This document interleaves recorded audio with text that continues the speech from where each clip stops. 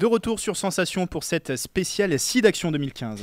On va s'intéresser à présent au comportement à risque chez les jeunes. Chaque année en France, 6200 personnes découvrent leur séropositivité, dont 12% de jeunes de 15 à 24 ans.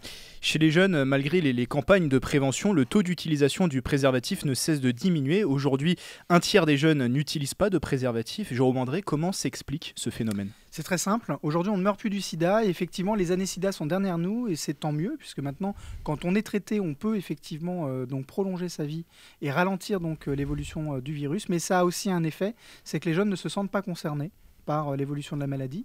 Et du coup, ils se disent que utiliser le préservatif, c'est bon pour les plus âgés et pas forcément pour eux. Et puis, il faut être clair aussi, quand c'est les premières relations sexuelles, on a tendance déjà à gérer le fait d'avoir ses premiers émois, etc. On ne va pas penser au préservatif. En tout cas, ça devient compliqué.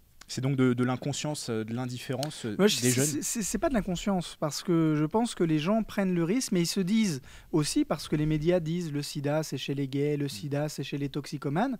Bon, bah, on a des jeunes hétérosexuels, nous on le voit bien dans les facs, on est une association qui dépiste donc, dans les universités, les centres commerciaux, les cœurs de cité. Les jeunes ne vont pas forcément penser donc au sida parce qu'ils estiment que c'est bon pour les autres. Donc s'ils ne sont pas gays, bah, ils se disent qu'ils ne sont pas concernés. Et même maintenant, les jeunes gays se disent qu'ils ne sont pas non plus concernés parce qu'ils vont faire ce qu'on appelle un peu du sérotriage, c'est-à-dire faire une sorte de délit de sale gueule en se disant lui, il a l'air d'être bien portant, donc il n'y a pas de problème, ou lui, effectivement, a priori, il ne doit pas être séropositif, ou elle ne doit pas être séropositive. Ce qu'ils oublient, c'est que la séropositivité ne se voit pas et qu'en l'occurrence, donc c'est très difficile de pouvoir dire qui est séropositif et qui ne l'est pas. Et c'est comme ça d'ailleurs qu'il y a des cas de contamination, beaucoup dans les universités, quand nous on passe en moyenne 2% des jeunes donc qu'on dépiste sont séropositifs en université ou en centre commerciaux. Alors théoriquement, rien ne devrait empêcher un jeune d'utiliser un préservatif.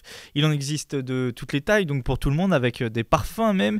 Il y a le préservatif masculin et féminin également. Les marques en font-elles assez d'efforts aujourd'hui pour rendre la prévention, on va dire, un peu plus rigolote Alors les marques ont joué le jeu.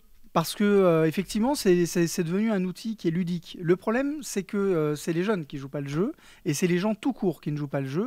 Nous, quand on a effectivement des gens qui sont dépistés séropositifs, ça va être beaucoup des jeunes, moins de 25 ans, ou alors c'est la population plus de 45 ans, 50 ans, parce qu'effectivement, c'est des gens qui ont une vie rangée avec des femmes, etc. Arrive le divorce, ils doivent avoir donc de nouveau une vie sexuelle après être célibataires, forcément. Et c'est là où on s'aperçoit qu'ils ne vont pas forcément retourner vers le préservatif, parce qu'ils se disent, bah, après tout, si je suis séropo, je prendrai des cachets et ça ira bien. Mais ce qu'on oublie, c'est qu'être séropositif, c'est pas forcément une bonne idée, c'est pas une bonne idée pour se faire des amis, c'est pas non plus une bonne idée parce qu'il y a beaucoup d'effets secondaires, et que en l'occurrence, ça change la vie. Vous passez d'un statut de négativité à un statut de séropositivité. Croyez-moi que quand vous voulez avoir après des relations sexuelles, ça reste un peu compliqué quand même d'annoncer à quelqu'un que vous connaissez depuis peu que vous êtes effectivement séropositif et que c'est pour ça que vous souhaitez mettre des préservatifs. Mais il y a une réalité aujourd'hui, Jérôme André, le préservatif coûte encore trop cher. Quel coût on peut s'en procurer ? Alors, le prix du préservatif est exorbitant au vu d'un enjeu de santé publique. Nous, on aurait souhaité l'avoir gratuitement. On en diffuse d'ailleurs plus de 60 000 par plateforme d'HF Prévention, donc ce qui représente à peu près 250 000 préservatifs sur l'ensemble de la France, ce qui est très peu, on est clair. Nous, on intervient sur des milieux qui sont très ciblés, mais c'est pour ça d'ailleurs qu'on a créé une application qui permet de géolocaliser les préservatifs payants, mais aussi les préservatifs gratuits. Cette application smartphone s'appelle TUP, et justement, Marina Carrère-Dancos est marraine de l'application TUP. C'est une application aussi qui permet de géolocaliser les lieux de dépistage en France. Mais vous avez raison, les préservatifs sont beaucoup trop chers. Et Christophe de Chavannes, d'ailleurs, nous a gentiment permis d'utiliser sa base de données de préservatifs 10 pour 2 €, parce qu'effectivement, les préservatifs, c'est beaucoup trop cher. Encore une fois, au regard d'un enjeu de santé publique. Vous avez parlé de cette application TUP, Trouver un préservatif, c'est la première application gratuite pour smartphone. Au-delà de cette géolocalisation de préservatifs et des centres de dépistage, expliquez-nous un peu comment fonctionne cette application. Le but du jeu, c'était effectivement d'avoir un outil simple qui allait justement permettre de pouvoir parler aux gens du préservatif, qui est l'un des 2 piliers de la prévention, et le second qui est effectivement le dépistage. On ne peut pas se permettre d'avoir une application dans son téléphone qui parle de dépistage où tu as pris un risque, appuie ici, etc. Pourquoi ? Parce que si vos amis tombent sur votre téléphone, forcément, ça va poser question de ah bah tu prends des risques et pourquoi et comment, etc. On a préféré appeler l'application TUP pour justement trouver un préservatif et bien sûr les lieux de dépistage, mais on va effectivement parler en premier du préservatif, puisque comme on le disait tout à l'heure, le préservatif c'est un enjeu, c'est un outil ludique, c'est un vrai enjeu pour promouvoir tout ce qui va être santé sexuelle. Au-delà effectivement de cette application qui permet de géolocaliser les préservatifs et les lieux de dépistage, on va aussi fournir des conseils pratiques sur j'ai pris un risque, qu'est-ce que je dois faire. On peut par exemple, quand on a pris un risque et qu'on pense avoir pris un vrai risque avec une personne séropositive, on peut aller au service des urgences dans les 48 heures, entre 4 et 48 heures, pour demander un traitement post-exposition.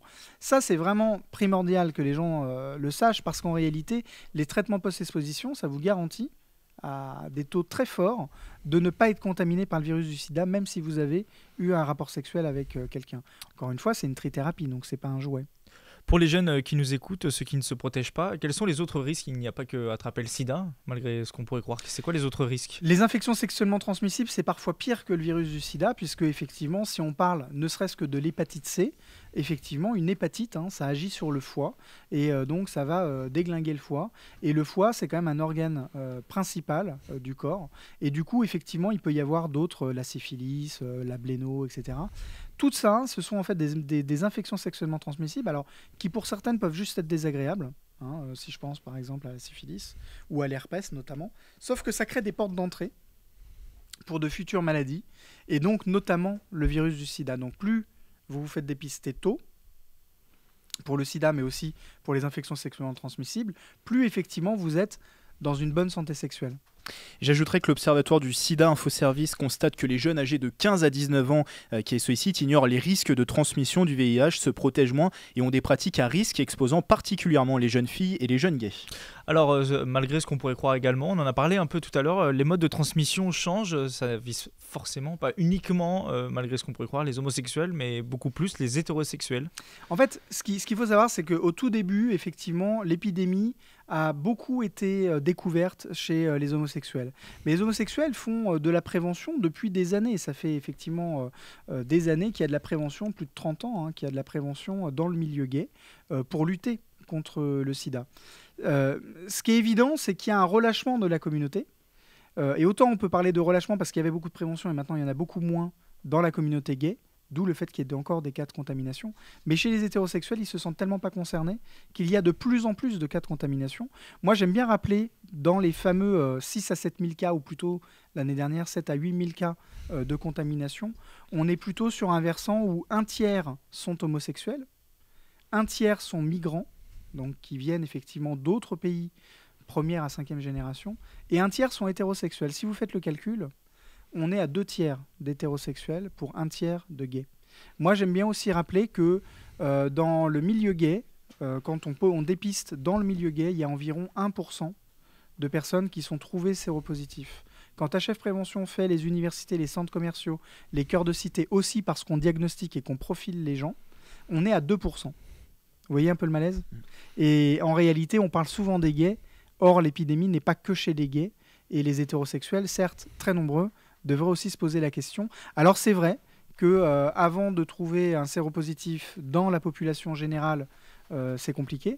On dit souvent un gay sur 5 dans le Marais est séropositif et un gay sur 10 en France est séropositif. Mais n'empêche que effectivement aujourd'hui il y a aussi beaucoup de cas de contamination chez les hétérosexuels. Ne bougez pas, on se retrouve dans quelques minutes. On parlera dépistage.